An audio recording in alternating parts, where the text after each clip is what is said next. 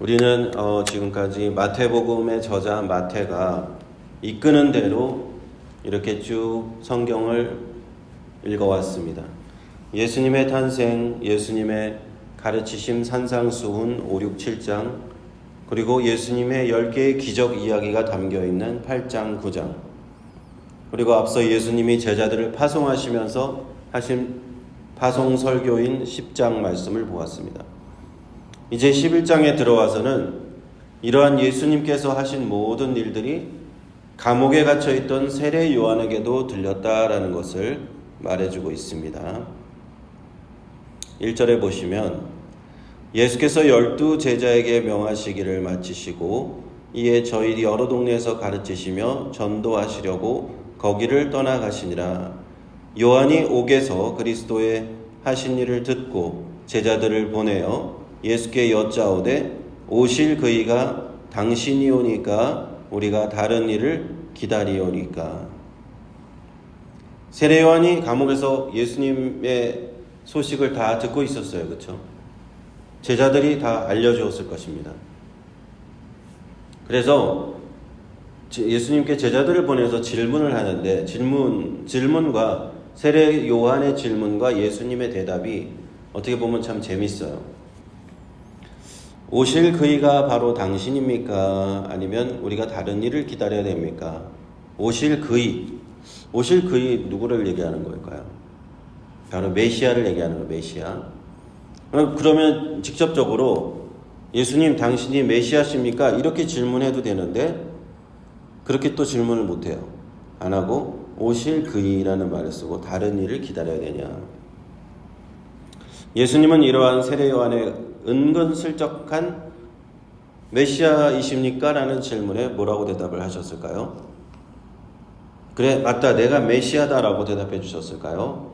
다음 절을 보시면 나오죠. 4절에 예수께서 대답하여 가라사대 너희가 가서 듣고 보는 것을 요한에게 고하되 소경이 보며 안진뱅이가 걸으며 문둥이가 깨끗함을 받으며 귀머거리가 들으며 죽은 자가 살아나며 가난한 자에게 복음이 전파된다 하라. 누구든지 나를 인하여 실족하지 아니하는 자는 복이 있도다. 이렇게 대답을 하세요.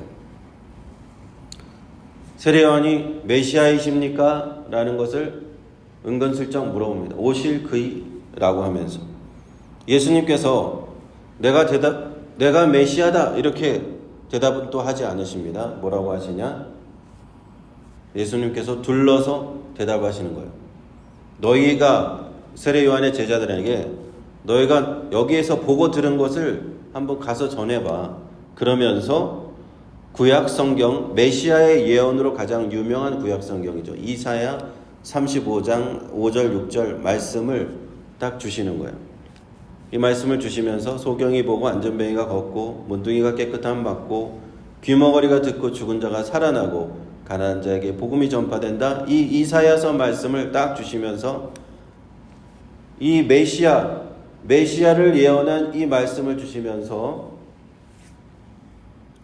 이 얘기를 그대로 되고 있다. 내가 하는 사역이 이 이사야 35장 말씀대로 그대로 되고 있어. 라고 은근슬쩍 이렇게 둘러서 내가 메시아라는 것을 전해주시는 거예요. 그리고 마태복음이 산상수훈 이후로 5장부터 10장까지 쭉 우리가 지금까지 봐왔잖아요. 예수님의 가르치심, 그리고 8장 9절에 8장 9정에 보면 이런 기적들이 다 기록이 되어 있어요. 우리가 방금 보았던 소경이 보고 이런 기적들이 8장 9정에 10개의 기적이 다 기록이 되어 있거든요. 그 정확한 그 내용과도 정확하게 일치합니다. 마태복음의 내용과. 그렇다면 주님께서 이렇게 애둘러서 답변을 주신 이유, 그냥 탁 터놓고 내가 메시아 맞아 라고 얘기하지 않으시고 애둘러서 이렇게 말씀을 주신 이유가 무엇일까요? 그렇게 답변을 해주신 이유가 무엇일까요? 그 이유는 예수님께서 아직은 메시아로서의 자신을 드러내실 때가 되지 않으셨기 때문입니다. 더군다나 이 세례 요한은 지금 감옥에 있는데 헤롯 안티파스, 헤롯 왕에게 잡혀서 감옥에 있는 상태예요. 세례 요한한테 그 제자들한테 세례 요한이 보낸 제자들한테 메시아라고 섣불리 직접적으로 얘기했다가는 바로 헤롯 왕의 귀에 들어갈 수도 있는 그런 상황이에요. 그래서 지금 조금 조심할 필요가 있으셨을 것입니다. 당시에 그 메시아를 기대할 때 우리가 오늘날은 메시아 예수 그리스도 하면은 십자가에서 사역을 완성하시고 부활승천하신 예수님을 생각하지만 당시 예수님이 십자가를 지시기도 전이었고 메시아에 대한 기대가 조금 달랐어요. 정치적인 메시아를 더 많이 기대했다라고 생각하시면 돼요. 유대인의 왕으로 오셔서 이스라엘이 지금 그 로마의 지배를 받고 있는 상황인데 이스라엘을 이렇게 구원하실 로마로부터 해방시키시고 이스라엘을 다시금 하나님의 나라로 왕국으로 그렇게 세우실 그런 정치적인 메시아를 사람들은 주로 기대하고 있었어요. 그래서 지금 예수님이 내가 메시아라고 얘기하면은 그런 사람들의 기대가 있기 때문에 오해를 받으실 수가 있습니다. 그래서 진짜로 오신 십자가 사역에 방해가 될 수도 있기 때문에 예수님은 복음서에 여러 차례 때가 이르시기 전에는 이 메시아에 대한 관한 내용을 비밀리에 하십니다. 어쩌면 이 세례 요한마저도 메시아가 오시면 정치적으로 어떤가 이스라엘에 그런 일들을 해주셨으면 좋겠다 하고 기대했을 수도 몰라요. 세례 요한이 자기 지금 감옥에 갇혀 있잖아요. 로마가 보낸 왕 헤롯 왕이 자기를 감옥에 갇혀서 로마로부터 지배를 당하고 있어요. 우리가 옛날에 한국이 일제시대에 일제의 지배를 받고 있어서 독립운동가들이 막 독립을 하려고 했던 자기 나라를 되찾으려고 하는 게 당연하잖아요. 이스라엘도 지금 로마의 지배하에 있기 때문에 빨리 독립을 하고 싶고 자유를 얻고 싶어요. 그런데 메시아가 오시면 그 일을 할 것이다 라고 믿었던 그 강한 믿음이 있었기 때문에 어쩌면 세례 요한마저도 그런 희망으로 예수님을 향해서 제자들을 보냈을 수 있습니다. 그래서 메시아가 오실 그분이 바로 당신이십니까? 라고 질문했을 수 있습니다. 계속해서 이 7절을 보시면 저희가 떠남에 예수께서 무리에게 요한에 대하여 말씀하시되 너희가 무엇을 보려고 광야에 나갔더냐? 바람에 흔들리는 갈대냐? 그러면 너희가 무엇을 보려고 나갔더냐? 부드러운 옷 입은 사람이냐? 부드러운 옷을 입은 자는 왕궁에 있느니라. 그러면 너희가 어찌하여 나갔더냐? 선지자를 보려더냐? 옳다. 내가 너희에게 이르노니 선지자보다 나은 자니라. 세례 요한이 제자들이 물러가자 주님께서 제자들에게, 예수님의 제자들에게 세례 요한에 대한 평가를 주시는 거예요. 3번 같은 질문을 하십니다. 너희가 무엇을 보려고 광야에 나갔느냐? 바람에 흔들리는 갈대냐? 부드러운 옷 입은 사람이냐? 그런데 우리가 잘 알다시피 세례 요한은 이런 사람이 아니에요. 바람에 흔들리는 갈대, 이리저리 마음이 움직이는 사람이죠.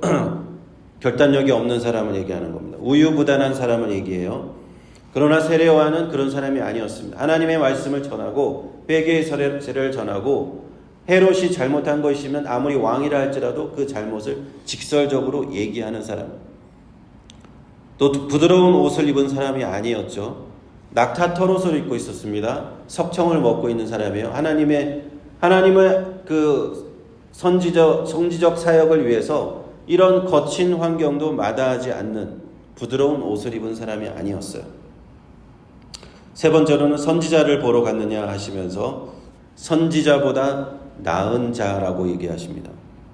이 당시에 그 세례 요한이 등장하기 전에 당시의 이 배경을 보면 우리가 구약 시대에는 많은 선지자들이 있었지만 세례 요한이 딱 등장하기 전까지만 해도 선지자를 찾아볼 수가 없었어요. 이스라엘에 하나님께서 말씀을 주지 않으셨다는 얘기예요. 그래서 사람들은 언제쯤 하나님께서 선지자를 보내주실까 하고 굉장히 기대하고 고대하고 있었는데 딱 세례 요한 같은 사람들이 세례 요한이 나타났다는 거예요. 그래서 구약 이렇게 세례 요한이 광야에서 하나님의 말씀을 전해주니까 많은 사람들이 세례 요한한테 간 겁니다. 그리고 세례 요한은 정말 구약 시대의 선지자와 같은 지금의 선지자구나 라고 생각했어요. 그런데 예수님의 평가는 세례 요한이 구약에 있었던 선지자들보다 더 나은 선지자다라고 말씀을 하십니다. 그 이제 이유가 10절부터 나오는데요. 기록된 바 보라 내가 내 사자를 내 앞에 보내노니 저가 내 길을 내 앞에 예비하리라 하신 것이 이 사람에 대한 말씀이니라. 내가 진실로 너에게 말하노니 여자가 낳은 자 중에 세례 요한보다 큰 이가 일어남이 없도다. 그러나 천국에서는 극히 작은 자라도 저보다 크니라. 세례 요한의 때부터 지금까지 천국은 침노를 당하나니 침노하는 자는 빼앗느니라. 세례 요한이 어떤 선지자와 같으냐? 말라기서는 구약 성경의 제일 뒤에 있는 그 선지서예요. 말라기 선지자가 기록한 말라기 선지서 3장 1절에 이렇게 기록되어 있습니다. 내가 내 사자를 내 앞에 보내노니 하면서 메시아가 오실 때 메시아가 오시기 바로 직전에 한 선지자가 등장하는데 메시아의 길을 예비하도록 한 선지자를 보내시겠다는 말씀이 말라기서 제일 3장 1절에 있어요.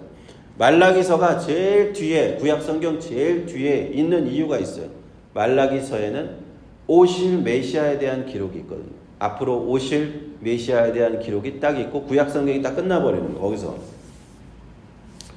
자, 그래서 그 사람이 바로 말라기서 3장 1절에 기록되어 있던 사람이 바로 세례 요한이다 라고 예수님 말씀하시는 겁니다. 그리고 여자가 낳은 자 중에 세례 요한보다 큰 이가 일어남이 없다. 세례 요한이 구약에 많은 선지자들이 있었는데 예레미야도 있었고 이사야도 있었고 많은 선지자가 있었는데 그들보다 뛰어난 이유가 있다.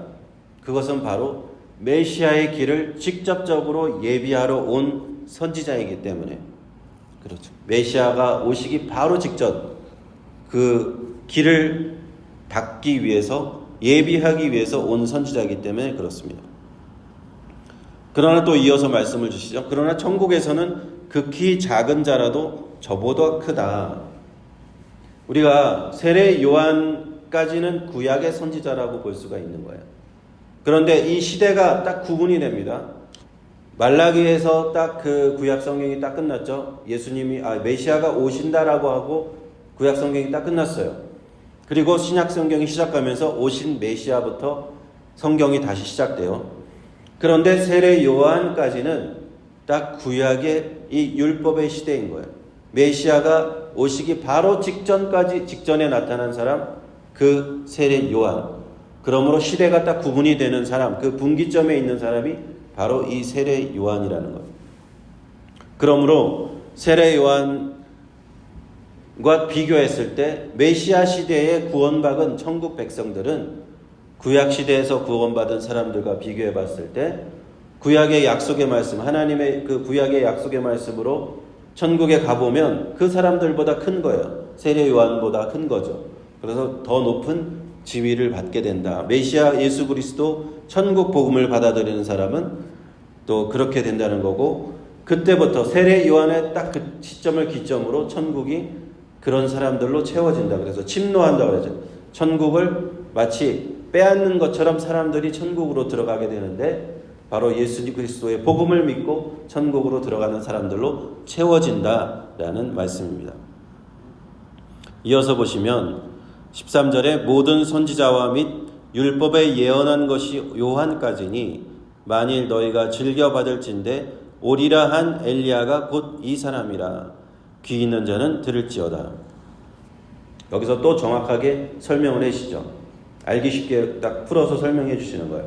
모든 선지자와 율법, 구약 성경에서 예언한 것이 딱 누구까지냐? 세례 요한까지라는 거예요. 오리라 한 엘리야가 나오죠. 오리라 한 엘리야. 이 말씀도 딱 어디에 나오는 거냐? 말라기서 4장 5절에 나오는 겁니다. 한번 찾아보셔도 좋아요. 제 구약 성경 제일 뒤에 있습니다. 말라기서 4장 5절에 뭐라고 되어 있냐면은 보라 여호와의 크고 두려운 날이 이르기 전에 내가 선지자 엘리야를 너희에게 보내리니 라고 딱 되어 있어요. 그리고 4장 6절에 구약 성경이 끝나요. 엘리야를 보내겠다고 하고 구약 성경이 끝나버립니다. 그러므로 이 분명하게 14장 오늘 이 말씀에서 분명하게 말씀을 해주시는 거예요. 구약 성경의 맨 마지막 말라기, 그 중에서도 맨 마지막이 4장 6절인데 바로 거기서 엘리야가 오시겠다고 하고 그리스도 앞에서 메시아 앞에 엘리야가 오겠다고 딱 끝나는데 그 오리라 한 엘리야가 누구냐? 바로 세례 요한이다 라고 하면서 풀어서 설명해 주시는 거예요. 자, 우리가 구약 성경과 신약 성경 이 두 성경을 가지고 있는데 이 성경이 어떻게 우리가 그리스도인으로서 예수 믿는 사람들이 이것을 이해할 것인가? 이 기독교 신앙에 있어서 매우 중요한 주제입니다. 그래서 마태복음서는 우리가 복음서를 지금까지 쭉 읽었는데 이러한 내용을 계속적으로 알려주고 있어요.